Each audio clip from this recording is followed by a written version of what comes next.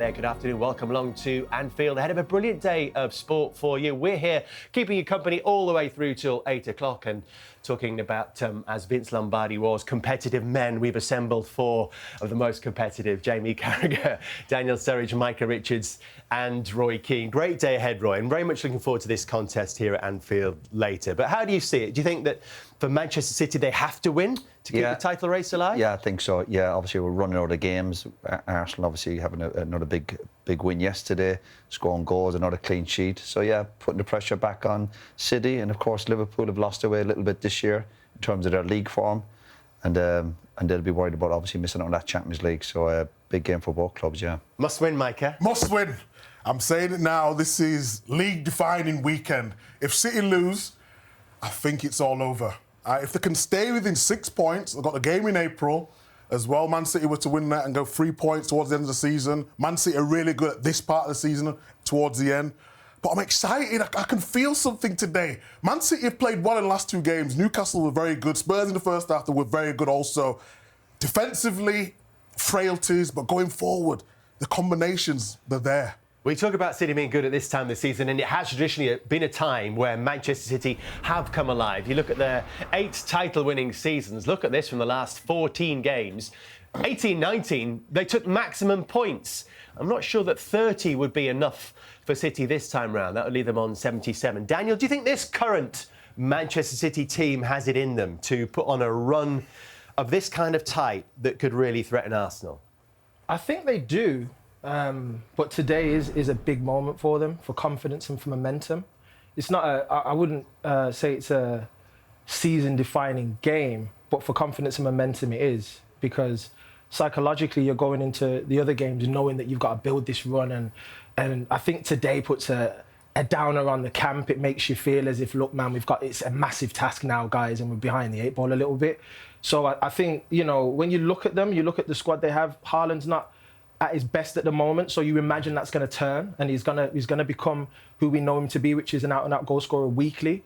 They've made some very good signings. They're getting players back fit. So all in all, you know, today is a big game for them, but momentum and confidence is the most important thing for that Manchester City team. Mike has gone big early, must win. But would it be a shock if City did win?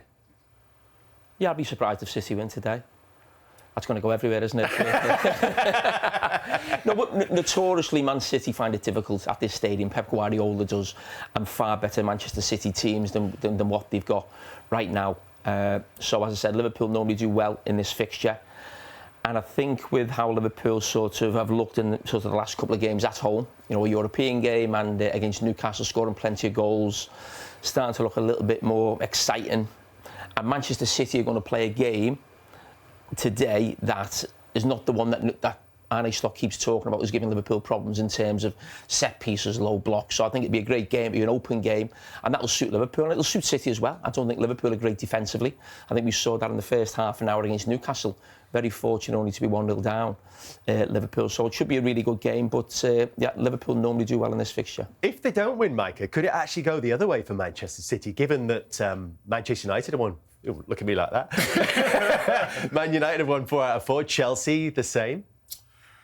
I mean, anything can happen, but no, I mean, to come to Liverpool is always difficult. I think last time the one here was 2021, so we know Jamie's right. Including that one? Well, yeah, we're including everything, because it's there for the stats. But it's relevant, is it not? The fans weren't here. Yeah, but there's still one, do you know what I mean? Well, I do. But in terms of Man City are not going to buckle because the standards have been so high. Are Man City what they were a couple of seasons ago? Probably not. But I've just seen signs of Man City building some momentum. If Gay comes back into the side today, hopefully he's fine. I think we're going to see a terrific game today. But when was the last time we saw Man City win a big game away from home? You always, when looking back at the last few years, you always felt City in their prime when they were really at it. You never bet against them. But at this moment in time, you're looking defensively, there's still use question marks. Yeah, still nice on the ice, still obviously will cause problems going forward. But defensively, yeah, you'd be worried from. But you talk about momentum. They've won 1 and 6 in the Premier League. So I mean, they're not building momentum right now. And I think if City don't win today, I agree with Roy. Most of the lads that, you know, the title's gone, that's over. They become now in the fight for Champions League. If Man City lose here, they're only 3 points ahead of Manchester United. Do you know what I mean? And if Liverpool win today, that they're not a million miles away from Manchester United as well. So then you'd almost become the top team of the Champions League race. You're not chasing Arsenal. I just think more in terms of the way Man City have been playing. If you watched them against Spurs in the first half, they was exceptional. Again against Newcastle, 3-0 at half-time. They was playing some really good football. I think the question today is, how does Haaland fit into what they want to do?